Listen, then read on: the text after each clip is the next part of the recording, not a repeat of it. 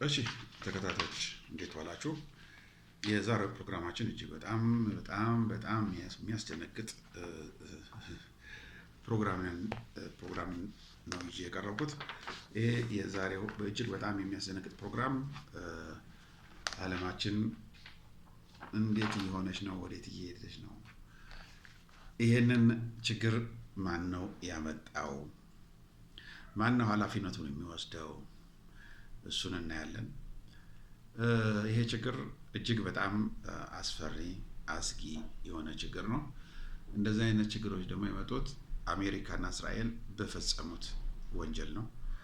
እነዚህ ሁለቱ ሀገሮች ዓለምን ብቻችንን እንበላለን በሚል ተነስተው ዓለምን ሊበሉ የሞከሩ ናቸው። በተለይ ናታንያሁ ከሀገሩ ባለሀብቶች ሳይቀር ነው ሙስና የሚቀበለው የሚነጥቀው። በዚህ ክስ ተመስርቶበት እንዳይታሰር የተለያየ ስልቶችን ሲጠቀም የነበረ ነው። ሁለት ዜግነት ያለው ሰው ነው። ይሄ ሰው ነው እንግዲህ አሁን ዓለምን እዚህ ችግር ውስጥ የከተተ። አንደኛ ልም ያለ ደንቆሮ ነው። ብልህ ቢሆን ኖሮ ይሄ እሱ ዛሬ 30 ዓመት ሲያስበው የነበረውን አሁን ተግባራዊ አደርጋለሁ ብሎ ጥረት ማድረጉ እጅግ ለዚህ ውርደትና ለዚህ አሁን ለምንሰማው ታሪክ ዓለምን ለዚህ ችግር ውስጥ የዳረገ ትልቁ ጠብደል መሀይሙ ናታንያሁ ነው።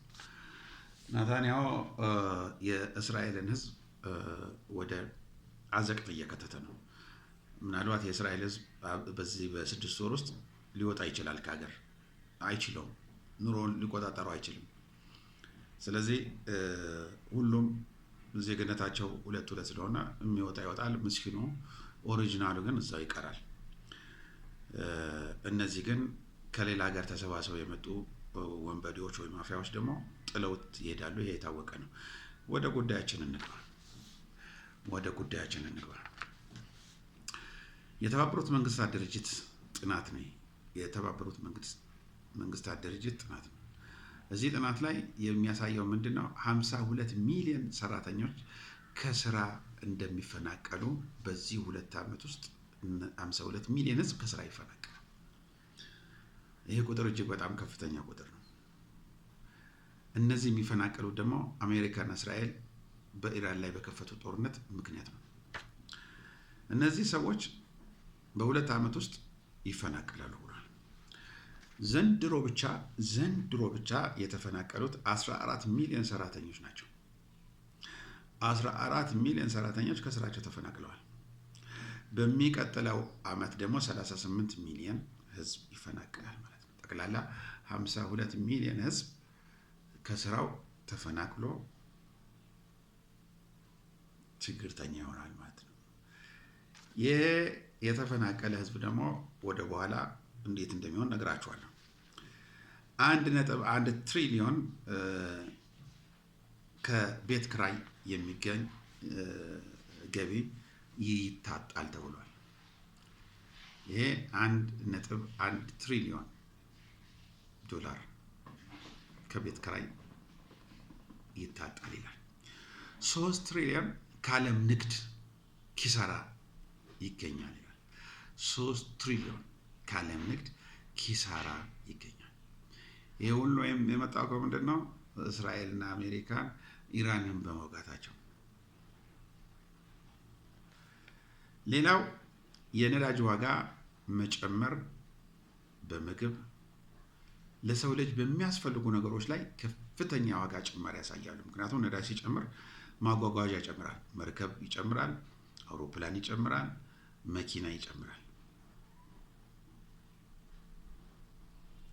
ስለዚህ በሶስቱ ጭማሪዎች ለምሳሌ 1 ብር የተገዛው እቃ ድሮ ማንኛውም ሀገር ጋር ሲሄድ ብር ከ50 ሲሸጥ የነበረው 3 ብር ነው አሁን የሚሸጠው። ምክንያቱም እጥፍ ነው የሚመጣው። የሶስቱ ትራንስፖርት ዋጋ መጨመር ማለት ነው። ስለዚህ ይሄ የዋጋ ጭማሪ የነዳጅ የዋጋ ጭማሪ የሰው ልጅ የሚጠቀማቸው ነገር ላይ ከፍተኛ ጭማሪ ያሳያል ማለት ነው። ሌላው የቱሪዝም ኪሳራ ነው። ሰው የሚበላው አጥቶ ቱሪዝም ወደ ሌላ ሀገር ወይ ደግሞ ወደ ሀገር ይመጣል ብላ አትጠብቅ። ምክንያቱም ቱሪዝም ሲኖር ሲመች ነው የሚመጡት። ሳይኖር ሳይመች ሲቀር ከየት ነው የሚመጡት? ሁለተኛ ከዛ ከሚመጡበት ሀገር ነዳጅ ስለሚጨምር የትራንስፖርት ዋጋ ከፍተኛ ነው። አውሮፓውን አውሮፕላን እናቆማለን እያሉ ነው። በመኪናም በተወሰነ ወይ በባቡር በኤሌክትሪክ የሚሰራ መኪና ካልሆነ በስተቀር በአውሮፕላን ይቅር እያሉ ነው። ስለዚህ ቱሪዝም በዚህ ምክንያት ይዳክማል።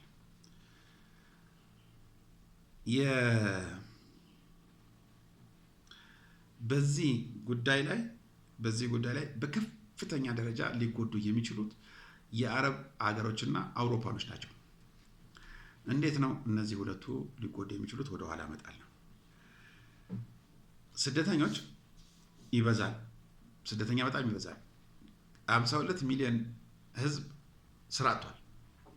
ስራ ቃታ ምንድን ነው የሚፈልገው? አማራጭ ቦታ ነው የሚፈልገው። አማራጭ ቦታ ወዴት ነው የሚሄደው? ወደ አውሮፓ ነው የሚሄደው። አውሮፓ ሲሄድ ደግሞ አውሮፓ የራሷ ችግር አለባት። በራሷ ችግር ላይ እንደገና ሌላ ችግር ሲጨመርባት አትቆጣጠረውም። ዱብ ነው የምትለው። እነዛ ስደተኞች እዛ ደግሞ ገቡ። ስራ ሲያጡ ምንድን ነው የሚያደርጉት? ወደ ዘረፋና ስርቆት ነው የሚገቡት። ዘረፋና ስርቆት ሲጀምር ደግሞ የሀገሪቱ ዜጎች ደግሞ ጩኸት ይጀምራሉ። ስለዚህ የአውሮፓ ሀገሮች ኃይለኛ የሆነ ማዕበል ነው እየመጣባቸው ያለው። ይሄንን ማዕበል እንዴት ነው የሚከላከሉት? አያውቁትም። እጅግ ከባድ ችግር ውስጥ ነው የሚገባ ያለው። እንደዚህ አይነት ችግሮች ለመፍታት በጣም ጊዜ ይፈልጋሉ፣ ማስተዋል ይፈልጋል። ለዚህ ሁሉ መከራና ችግር ግን ማን ነው? አሜሪካና እስራኤል ናቸው። ኢራንን በመውጋታቸው። ኢራን ስትነካ ዓለም በሙሉ ነው የተነካው። ዓለም በሙሉ ኢራን በትንሽዬ ነገር ነች ዓለም እንደዚህ ያንጫጫቻችሁ። ይሄ ነው ደግሞ ስትራቴጂ የሚባለው፣ ምርጥ ስትራቴጂ የሚባለው ይሄ ነው። አሜሪካ ከዚህ ውስጥ እንዴት ትውጣ? እስራኤል ተዋት፣ አብዳለች። አሜሪካ ግን ከዚህ ውስጥ እንዴት ትውጣ? በቃ አቅቷታል። እንሂድ ደግሞ ወደ አረብ ሀገሮች እና ወደ አውሮፓ ሀገሮች። አረብ ሀገሮች ምግብ ከውጭ ነው የሚገባላቸው፣ የሚለበስ ከውጭ ነው የሚገባላቸው። ማንኛውም የሰው ልጅ የሚፈልገው ነገር በሙሉ ከውጭ ነው የሚገባላቸው። እነሱ ነዳጅና ከነዳጅ ጋር ተያያዥ ያለው ነገር ነው ለዓለም የሚበትኑት። እሱን እየሸጡ ነው እነዚህ የሚያስገቡት። ይሄ አንዱ ነው። ሁለተኛው ደግሞ የአረብ ሀገራቶች በሙሉ ስራ አይሰሩም፣ ቁጭ ብለው ነው የሚኖሩት። ስራ የሚሰራው ይሄ አሁን ከሌላ ሀገር የመጣው ይሄ ከሌላ ሀገር የመጣው ደግሞ ደሞዝ ካልተከፈለው ደግሞ ወደ ሀገሩ ነው የሚመለሰው። ስለዚህ እነዚህ ሾፌር፣ የሆቴል አስተናጋጆች፣ የሆቴል ሰራተኞች፣